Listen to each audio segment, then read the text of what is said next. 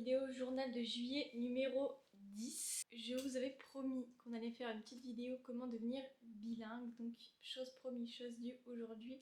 J'ai pris mes petites notes, j'ai tout noté. Je vais vous expliquer comment moi j'ai fait pour devenir bilingue en anglais et bientôt en espagnol. Je suis toujours dans l'apprentissage pour l'espagnol. Je vais vous donner mes meilleures astuces pour devenir bilingue en peu de temps et avec les bonnes expressions des jeunes et tout. C'est ce qu'on utilise dans la vie courante, pas le langage vraiment formel comme on peut apprendre à l'école. C'est parti, let's go.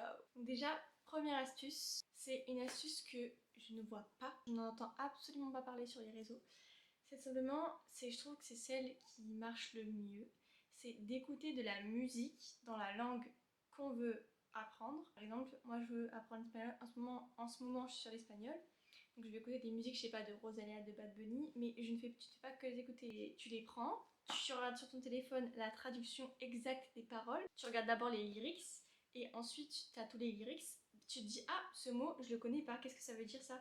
Hop, tu notes le mot, et ensuite tu vas chercher ce que ça veut dire. Et ce mot, tu le notes dans un petit cahier où tu auras tous tes nouveaux mots entre parenthèses. Comme ça, tu récupères tous tes mots que tu connais pas et que tu apprends. Et pour l'anglais, c'est pareil. Là, ce que je vais dire, c'est un peu de manière générale. Pour toutes les langues, c'est un peu pareil. Après, pour les langues vraiment très compliquées, comme pour moi le japonais, je trouve ça très compliqué, le chinois, le thaïlandais, je sais pas, tous les trucs super compliqués. Je ne parle pas de ça, je parle vraiment des langues. Moi, je prends l'exemple de l'anglais et l'espagnol, ou l'italien, ou n'importe. Donc voilà, première astuce, c'est d'écouter des musiques, de les connaître par cœur, de les répéter dans les écouteurs, en boucle, en boucle, en boucle. Mettez-vous des playlists, musique espagnole, musique anglaise. Comme ça, vous avez tous les mots et vous les écoutez, écoutez, écoutez, écoutez. Comme ça, c'est en boucle dans votre esprit et vous intégrez les mots. D'ailleurs, il faut aussi savoir vraiment quelle langue vous parlez. Parce que si tu apprends l'espagnol ne se parle pas de la même façon en Espagne et en Amérique du Sud, en Amérique latine. Les mots se ressemblent, mais c'est pas forcément les mêmes expressions, c'est pas forcément, il y a des mots qui ne veulent pas du tout dire la même chose. Renseignez-vous vraiment, vraiment. Il y a des mots, ça veut pas du tout dire la même chose. Pour l'anglais, je sais pas si c'est trop, je crois qu'il y a quelques mots qui diffèrent en Angleterre et aux US, mais c'est à peu près la même chose. Donc l'anglais, c'est de l'anglais quoi. Deuxième astuce, c'est tout simplement l'application Duolingo. Duolingo, Duolingo, tout ce que vous voulez, Duolang.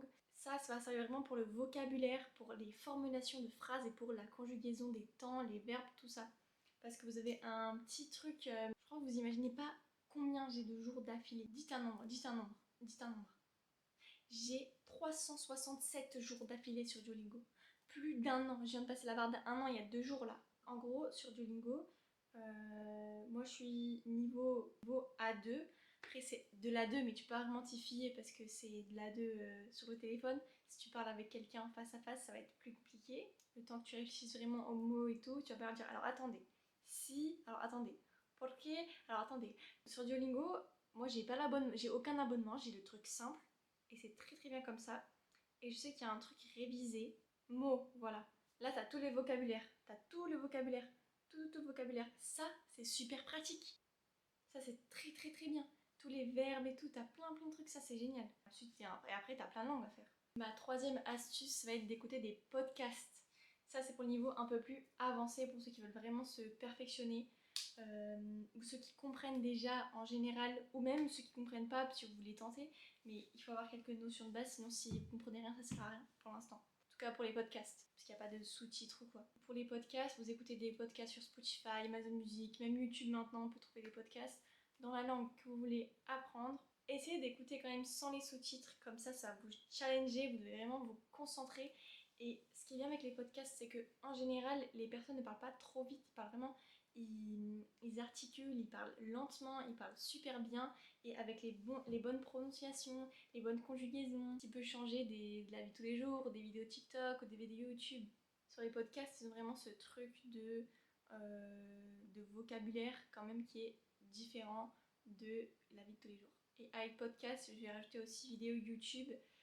Ça peut être bien parce que si c'est des jeunes ou des personnes qui vivent là-bas, des vidéos de présentation, je sais pas, anecdotes, les trucs comme ça va t'apprendre le langage courant, le langage entre potes, le langage que tu échanges pour demander un café, je sais pas, les expressions que tu utilises que tu peux pas prendre en cours, que tu utilises que dans la vie de tous les jours. Et ça, les vidéos YouTube vont être très importantes, elles vont énormément aider. Ma quatrième astuce, ça va être se parler dans la langue choisie. C'est vraiment...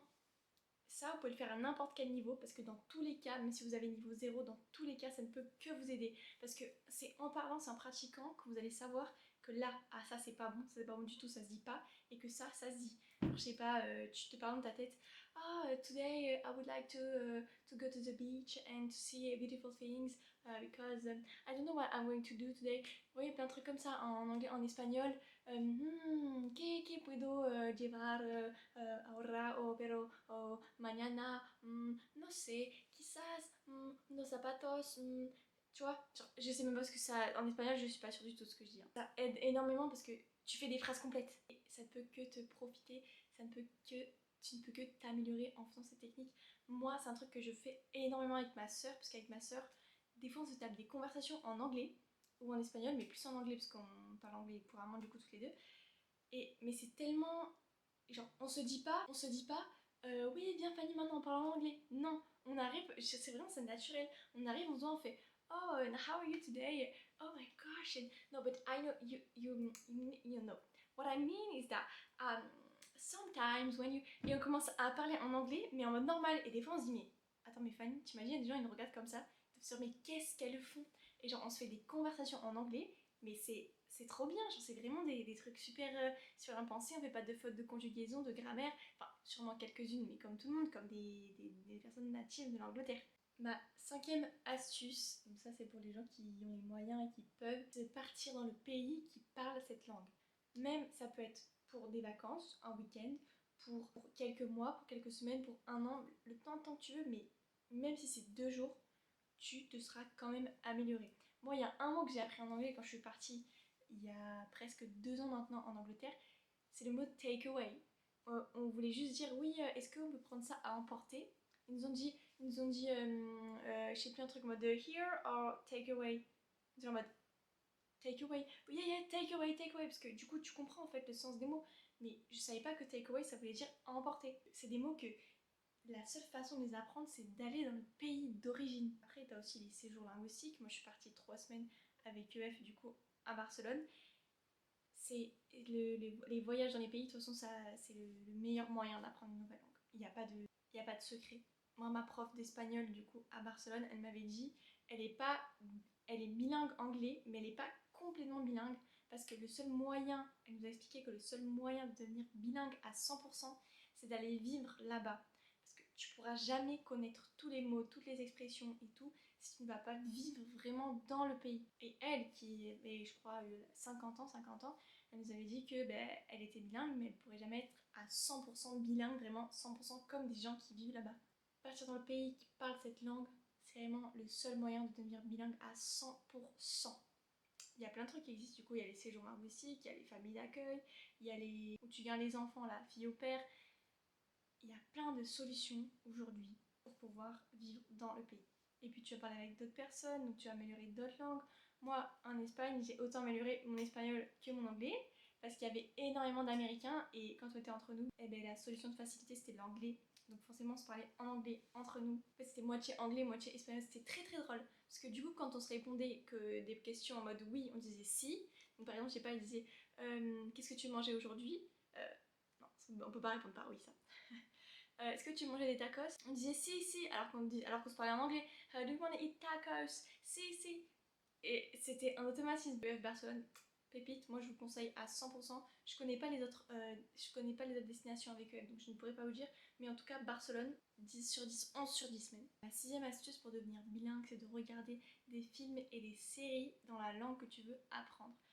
Je vous explique pourquoi c'est différent des podcasts. Parce que les films et les séries, tu vois les personnes, tu vois leurs lèvres bouger, du coup tu comprends mieux comment elles font le mot, comment elles articulent le mot, et tu peux mettre les sous-titres, simplement.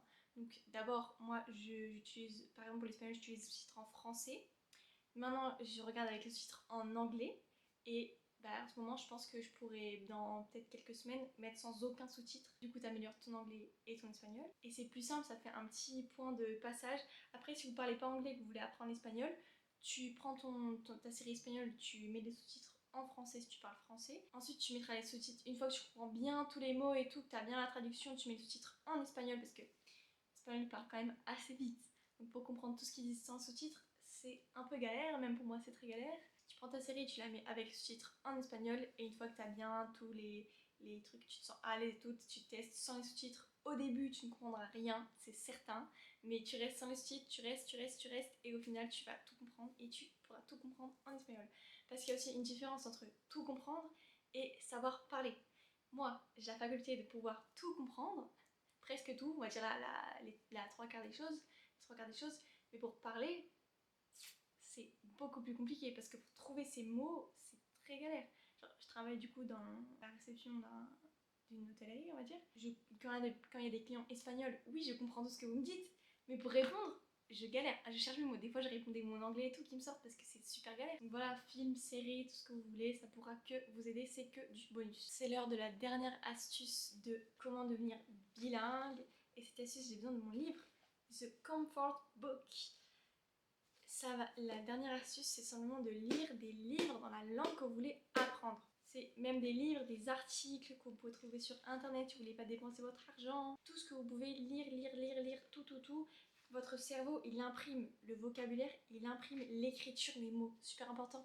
S'il y en a qui veulent trouver des postes professionnels à l'étranger, vous aurez l'écriture. Par exemple, commencez avec des livres simples. Pour l'anglais, j'ai ce livre que j'ai acheté à l'aéroport à Londres, The Comfort Book, c'est des petits poèmes, enfin des petits poèmes genre comme ça, t'as juste ça à lire. C'est vraiment très simple à lire, s'il y a pas beaucoup de... c'est pas long, donc ton attention elle est gardée, elle est dessus pendant... Tu peux garder ton attention dessus, tu seras pas attiré par autre chose. Les conjugations de phrases sont très simples, extrêmement simples, des fois t'as des paragraphes juste comme ça. C'est des poèmes en fait. Oui, la tournure des phrases est très simple. Donc ce livre, en tout cas, moi je vous le conseille énormément si vous commencez l'anglais, si vous voulez apprendre l'anglais. Il est très agréable à lire. Et voilà, c'est tout pour aujourd'hui. J'espère que vous avez aimé cette petite vidéo qui change de d'habitude. J'espère que vous aimez ce petit format. Dites-moi si vous aimez, comme ça j'en fais d'autres. Et je fais encore ma pub pour mon Insta. Allez vous abonner à mon Insta qui est en lien dans la description. Le 31, on fait un big Q&A pour la dernière vidéo de ce petit challenge. Vous me posez des questions, j'y répondrai en vidéo. On se fait ça pour le petit dernier jour de ce challenge. Je vous fais des gros bisous et je vous dis à demain. Bye bye!